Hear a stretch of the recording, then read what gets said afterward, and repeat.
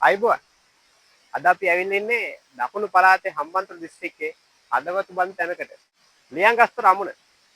උඩවලුව ජලාශයෙන් එන වතුර දෙපැත්තට බෙදෙන්නේ මේ ස්ථානේ. ලියංගස්තර අමුණේ යුරු දෙකක් තියෙනවා. දකුණු යුර සහ වම් යුර.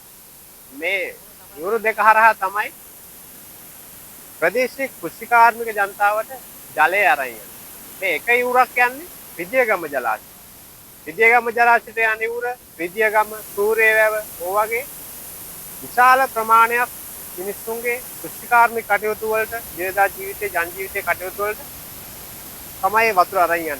එතකොට මේ පැත්තෙන් යන යුර ඒක යන්නේ බරවකුඹුක, එතකොට මාමඩල, වලේවත්ත ඒ හරහා අම්බලන්තොට හරහා ගිහිල්ලා තමයි මොහොතට එකතු වෙන්නේ. ලියංගස්තර අමුණ. ලියංගස්තර අමුණ කවුද නිර්මාණය කරන්නේ? ඒක විශේෂ දෙයක්. ලියංගස්තර අමුණ නිර්මාණය කරන්නේ 1849 ඉංග්‍රීසින් විසින් තමයි මේ ලියංගස්තර අමුණ නිර්මාණය කරන්නේ. ඔවුන්ගේ තාක්ෂණික ක්‍රමවේද අනුව තමයි මේ ලියංගස්තර අමුණ නිර්මාණය කරලා තියෙන්නේ. ඉතින් මේ ලියංගස්තර අමුණට මේ ගම්මු තියෙන එක එක ජනප්‍රවාද තියෙනවා. අපිට ජනප්‍රවාද කීපයක් කනට වැටුණා.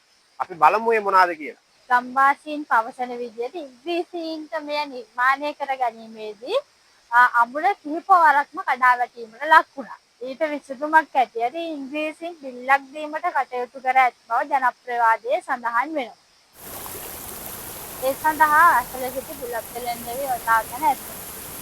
ඉංග්‍රීසි ජාතිකයෙක්ගේ මුදුවක් අමුණට වැටුණා යයි පවසා එය ගැනීමට යාමේදී ඔහු අමුණට තල්ලු කර පස් තමා වසා ඇති බව ජනප්‍රවාදයේ සඳහන් වේ. ඉතින් ඔන්න ඔහම තමයි ලියංගස්තර අමුණ හැදුනේ.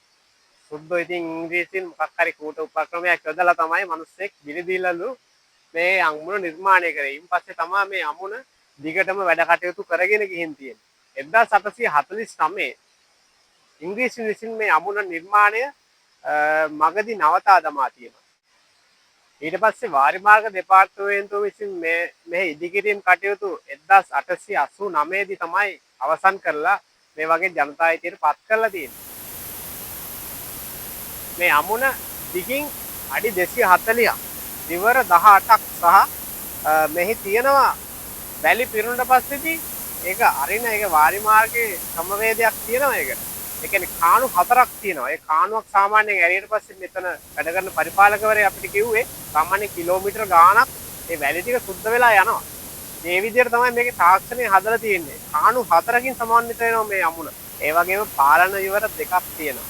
ඒ පාලන විවර දෙකෙන් කරන්නේ මේ අමුණේ කොයියම් වෙලාවක හරි ඇවිල්ලා ලොකු කුණු රොඩු රැඳුනොත් ඉහළ වතුරත් එක්ක එන කුණු රොඩු ඒ අමුණ පිරිසිදු කර ගැනීමට තමයි මේ පාලන විවර දෙකක් තියෙන්නේ. ඒ පාලන විවර දෙක මෙතන පරිපාලකවරුන්ට අවශ්‍ය විදියට ඒ කැරලා එයාලට පුළුවන් ඒක සුද්ධ කරගන්න. ඒ වගේම දකුණු යුර භාවිතා කරමින් වගාබිම් තියෙනවා අක්කර 8000ක් පමණ. උතුරු යුර භාවිතා කරමින් වගාබිම් තියෙනවා අක්කර 8500ක් විතර. එකතුව ගත්තොත් 16500කට වැඩිය අක්කර වගාබිම් සල්සාරවත් කරන්න තමයි මේ තොරවුවෙන් තමයි මේ වතුර අරන් යන්න උදව් කරන්නේ. මේ තොරවුවෙන් කරන්නේ උඩවල ඩෑම් එකෙන් එන වතුර ඔක්කොම එතන නවත්තගෙන මේ දකුණේ උරයි වම්නේ උරයි යා කරලා ඒවට අවශ්‍ය වගාවලට අවශ්‍ය කරන වතුර ටික යවන එක තමයි මේ තොරවුවේ ප්‍රධාන වශයෙන්ම කරන්නේ. ඒ වගාවල් වලට යන වතුර ටික එතනින් අවශ්‍ය ප්‍රමාණය දුන්නට පස්සේදී ඊට පස්සේ ඉතුරු ටික මහ මුහුදට ගලාගෙන යන එක තමයි ලියංගස්තර මේ අමුණ කරන විශේෂම කාර්යභාරය වෙන්නේ.